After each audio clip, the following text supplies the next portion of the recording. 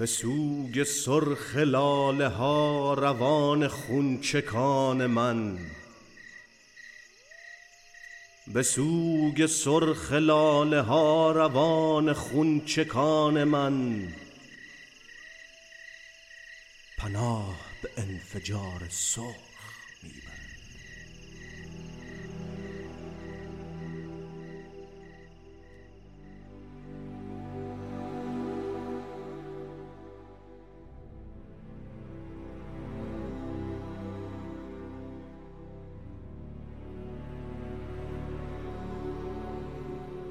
به چار راه جبری سیاه انتخاب ها،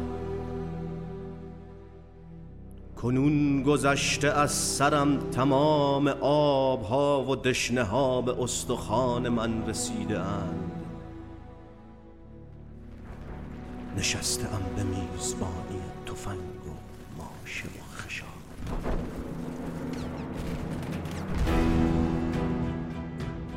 کجایی ای نجابت بلند قله های پنج شیر؟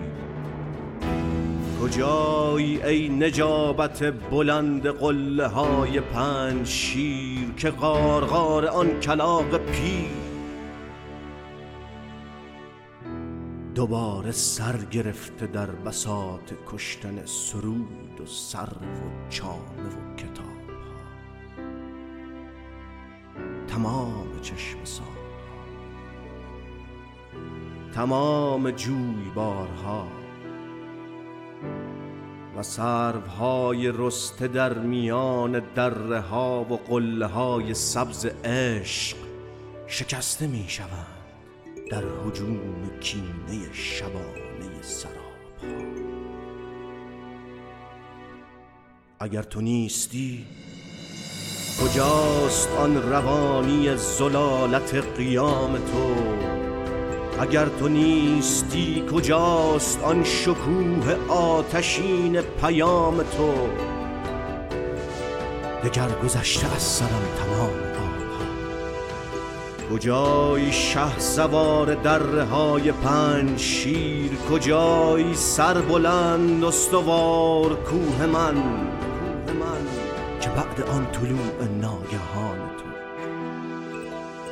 و بعد آن غروب جان فشان تو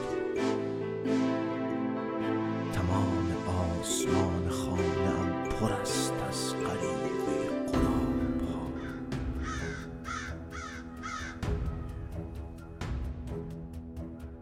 و ماردوش مست نوش می کند پگاه پگاه پگاه شراب خون تازه از گلوی آفتاب. تو از کدام آسمان به سوی این دیار خسته سر زدی؟ تو از کدام کهکشان به دربهای بسته در زدی که کار بستن جوانه ها به رفتن تو ناتمام؟